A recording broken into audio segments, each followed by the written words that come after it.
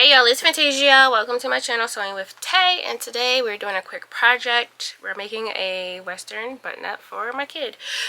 He's having a Western day at school because we have 1001 days of Spirit Week.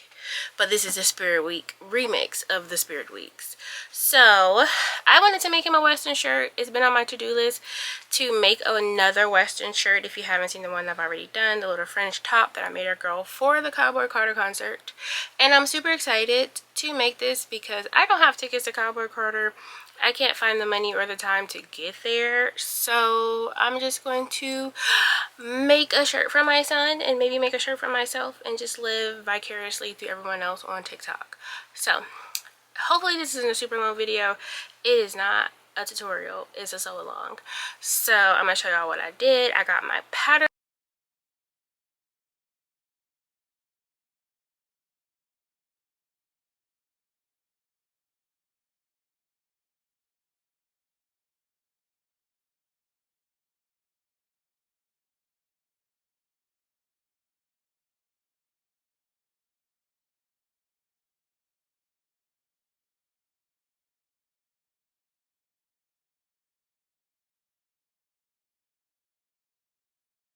Alright, this is a mess, but here we go.